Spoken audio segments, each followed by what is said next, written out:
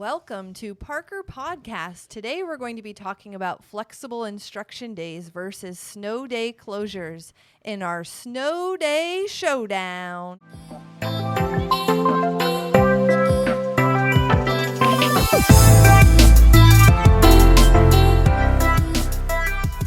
I'm your host, Mrs. Brooks, and today I'm here with Chase, Lizzie, Lila, Mackenzie, Zach, Ridgely, Josh, Miles, Micah, Brad, Andrew, and Luca. All right, thank you guys. So I'm here with the students from Parker Middle School. These are all sixth graders with me here today.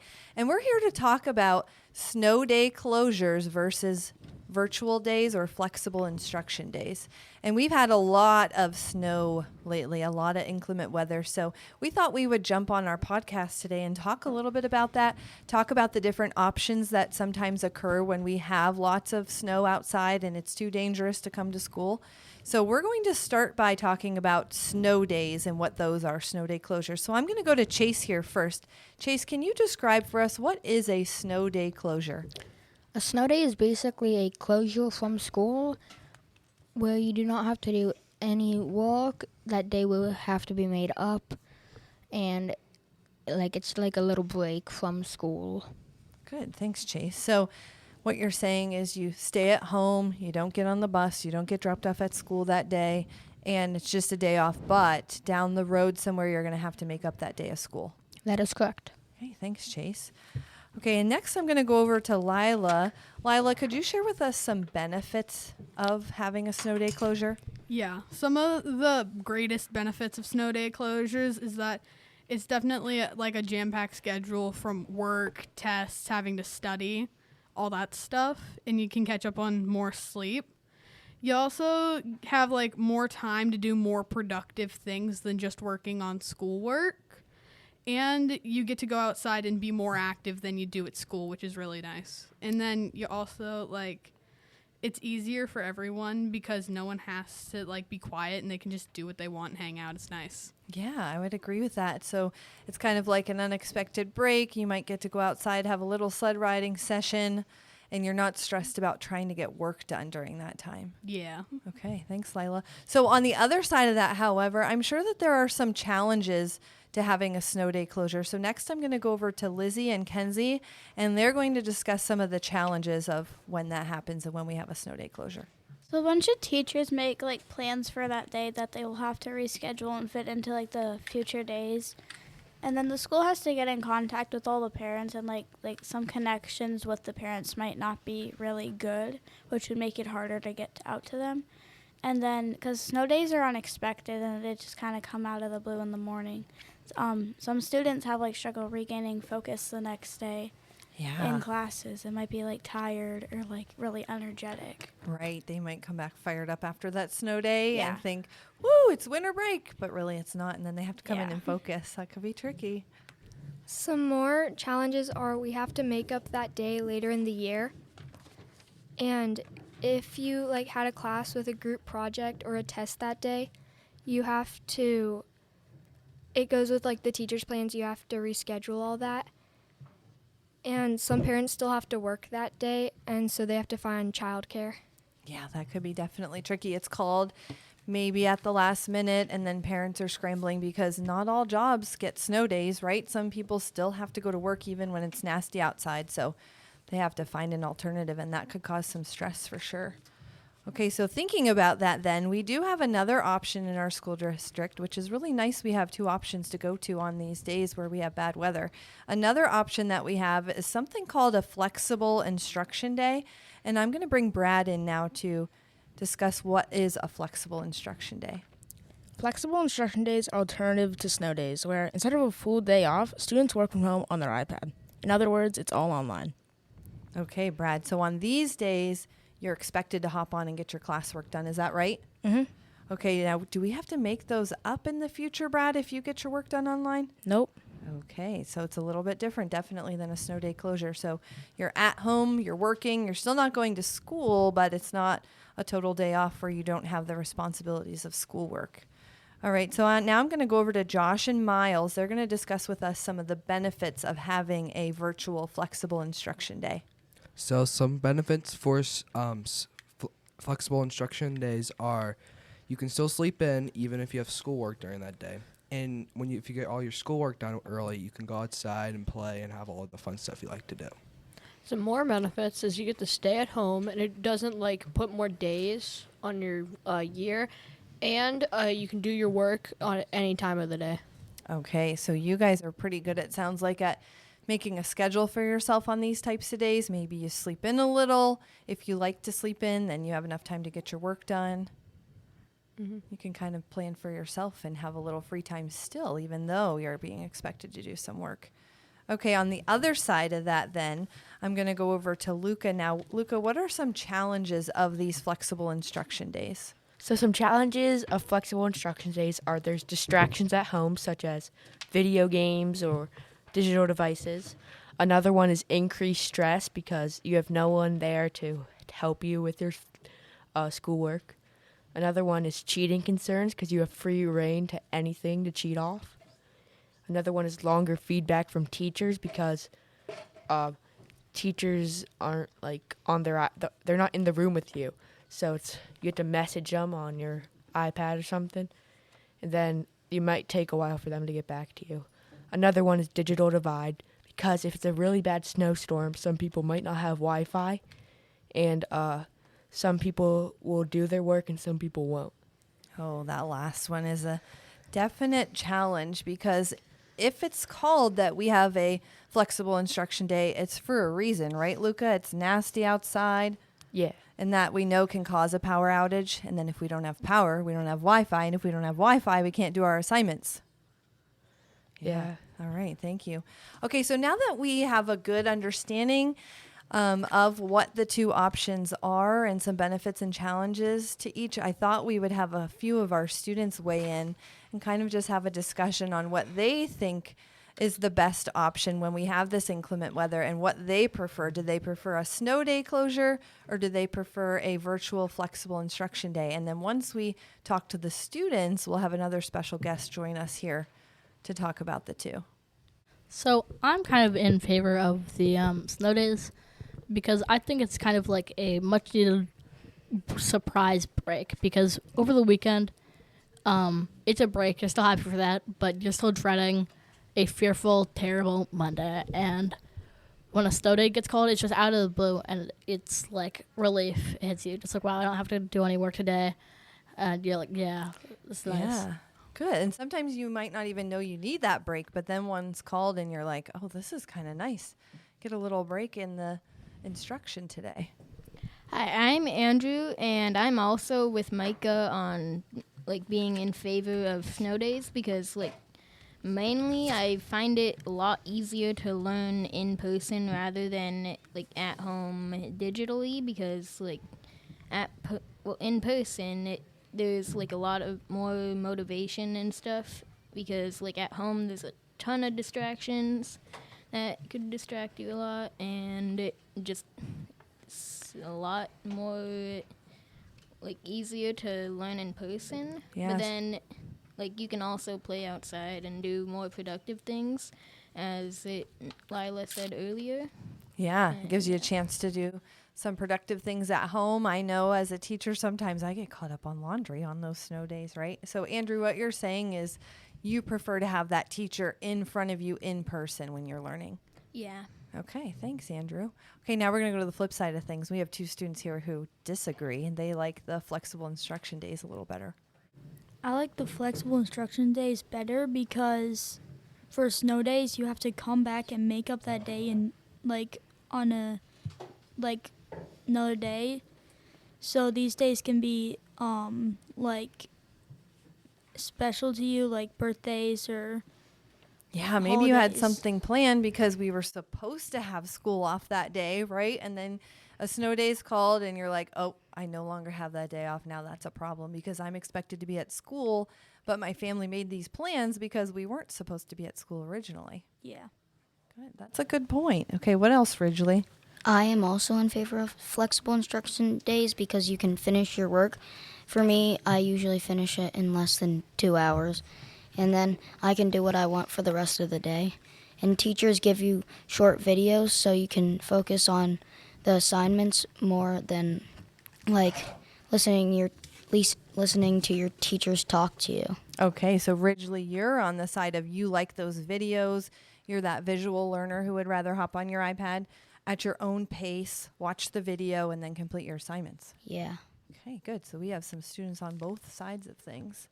All right, so when I planned this podcast with the 6th graders, we talked about hopping on here, describing the difference between the two, but then we still had some additional questions lingering in our minds about these 2 days. So we would like to bring on a special guest right now, Dr. Lane. He is our superintendent at our school district, and we thought what better person to bring in than Dr. Lane himself because he has a lot of experience in this field. Mrs. Brooks, thanks for having me. And thanks to the 6th grade Parker podcast team. I've learned more in the last, I think, 15 minutes here from the feedback from this crew and the definitions and explanations and perspectives on what all these days mean to them. That's been a learning experience for me already, so I can't wait to answer some questions. Awesome. Yeah. All right. And we appreciate you taking the time to come in here, Dr. Lane. We know you're a busy guy. That's fine. All right. So we have 2 students here who are going to do a little Q&A with Dr. Lane. Is there a limit to how many snow days or virtual days you can have? How much time do we have to talk about this? We can go a little ways.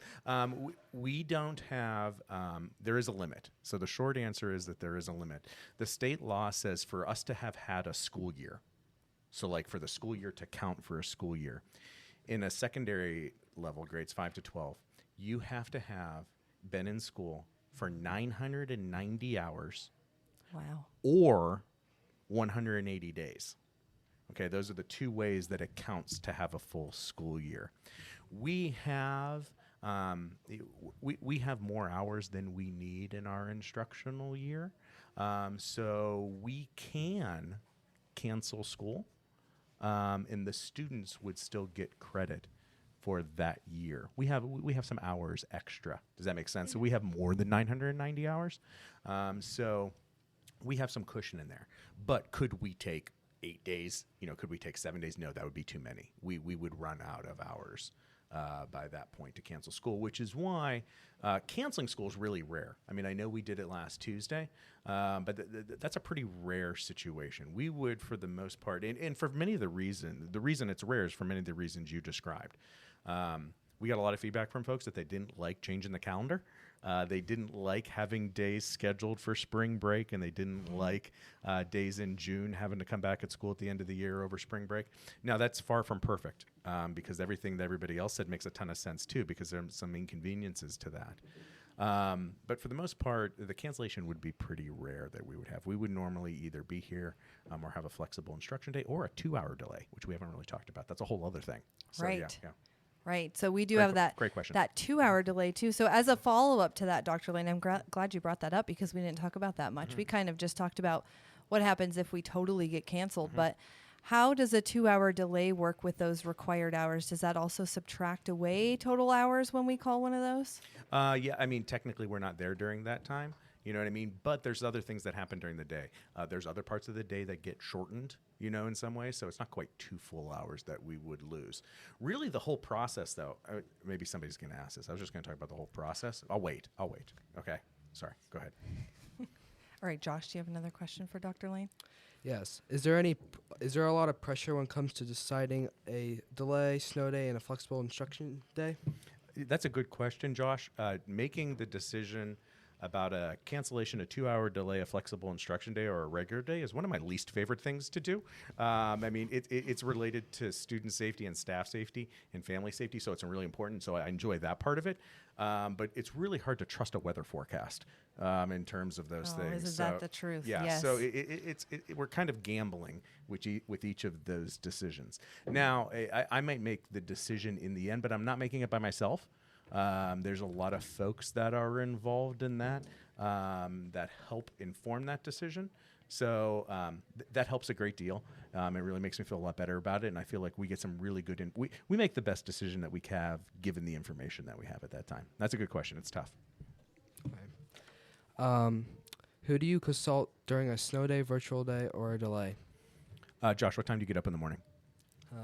Around like 6:30. Okay, so when we see that there's going to be when we see a weather forecast that doesn't look great, do you know where the buses come from? Do you know where the service center is? Do you know where the buses come out over there? At the service center, we have a director of transportation, just like you have a principal in your school building. We have somebody in charge of transportation, Mr. Cannon. Mr. Cannon and I talk about 4 a.m. On the days that the weather isn't great. So we'll talk at about 4 a.m. He will have been talking to the plow drivers for McCain Township, the borough, Franklin Township, and the plow drivers that have been out probably since about 2 or 3 in the morning. He'll talk to them. He'll drive the roads himself during that time as well. And then we need to make a decision by usually the time we tell ourselves is 5:15 because our buses are rolling before 6 a.m. The buses are heading out before 6 a.m., right around 6 a.m. So we need to give the drivers time to know whether or not they need to come in and drive the buses on time. So as Mrs. Brooks will tell you, she usually hears if we get a delay or a flexible instruction day by 5:15. Or maybe you hear that at your house when somebody's phone tings or bings. Well, or you get a what's notification. interesting, Dr. Lane, is when I told my colleagues I was going on here to do this podcast with Yes. you, they were like, find out what time he calls it by. Yes, if you can ask him. So we know, if 5:16 hits and there's been no ping on our phone, we need to get up and we need to get ready for work. Yeah, the only exception to that, 5:15. You mean 5:15 is the time I'm working with? The only exception to that would be there was a district nearby that's really close to us that last week was on Friday planning to go to school just like we were, and then at about 5:45, coincidentally they had 2 plows that were plowing their school parking lots break down, so they had to call a 2-hour delay and call it really late. But that, like I said, that's really rare. That's an exception. Usually by 5:15, we're making a decision.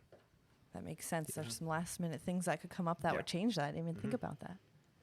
How do you decide if it's a snow day or virtual day? And is there a specific amount of snow there has to have? No, there isn't an actual number, like inches, so to speak. Part of the thing that influences that is really something you don't think about is when the snow falls. In other words, like let's say it's Sunday night, the Sunday coming up. On Sunday night at 6 o'clock to 8 o'clock, maybe we get I don't know. Let's say we get 6 or 7 inches of snow. Okay, that's a lot. Okay, on Sunday night, but also then that gives the plow drivers all night long to clear the roads. They have all night long to clear the roads. So even if we get 6 inches, 8 inches somewhere on, we might be okay to go to school on Monday morning. It might be okay, even though we got a ton of snow the night before. Or we could get 3 inches at 4:30 a.m. and be a mess. It just depends on when the snow comes down. So partly it's an amount, but partly what kind of snow is it and what time does it come? Because the big question is, have the plows been out and had enough time to get to work on the roads? It's never going to be perfect. We live in northwestern Pennsylvania. This is just kind of, we're good snow drivers. We're a little tougher than everybody else because we live here. But that doesn't mean we need to take crazy risks. But we're used to driving in a little bit of snow. So a little bit of snow doesn't hurt, but to get it at the wrong time, we're either going to delay or have a flexible instruction day probably. Yeah, and that was one of their big questions. What factors do we look at and take into account when we do make that cancellation? Is there anything in addition to snow that you take into account, like sometimes the temperature or the wind chill? Yeah, that's a good question. Other thing, last year the power went out. Do you guys remember that? Remember, Yes. remember when the power went out? We had that situation. Wind chill, kind of county-wide. All of the school districts use this is going to sound ridiculous to say this. All the school districts use the number minus 25 degrees wind chill is kind of the number that we're looking at. If you're going to be standing outside, if you're going to be standing outside and it's minus 25 wind chill, then we might have to make a decision. Now, the other thing with that is, like, let's say it's going to be a 2-hour delay. We're really gambling on the forecast because we don't want to delay into bad weather or worse weather, which has happened before too. 1 or 2 years ago, I made a decision on a 2-hour delay. And when the buses would have gone at 6 a.m., it was perfectly fine. And then at like 2 hours later, it was a whiteout. It was a blizzard. And so we like delayed into even worse weather than we had. So sometimes that happens too. Yeah. But you never know. Like So- you said, the unpredictability of our weather forecast makes that really hard. Exactly. Yeah. Okay, did you guys have any other questions for him? No. All right. Anything at okay. all? You sure? Dr. Lane, is there anything that they didn't ask you that you think would be important to add to our conversation or our podcast for our listeners? No, I think you guys really hit those main definitions are important. You guys may not remember, you're in 6th grade now, so maybe back when you were like in 2nd or 3rd grade, we had a version of a flexible instruction day that was pretty hardcore. And then we surveyed teachers and surveyed parents. And the version of the flexible instruction day that we have now looks a lot different based on that feedback from our staff and from our parents.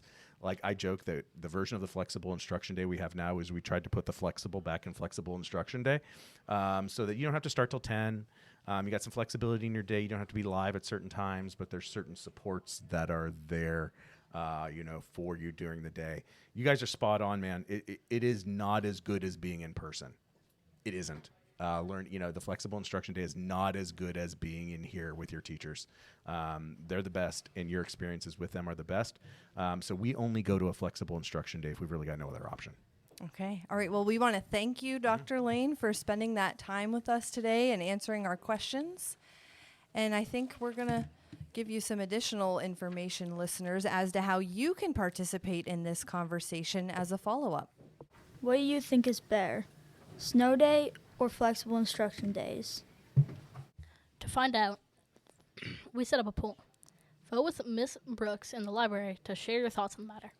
All right, thanks, gentlemen. So if you guys want to be a part of this conversation and share your thoughts, what do you prefer, a snow day closure or a virtual instruction day?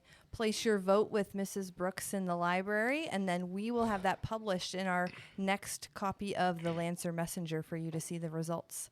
All right, thanks, everybody, for tuning in to Parker Podcast. Signing off.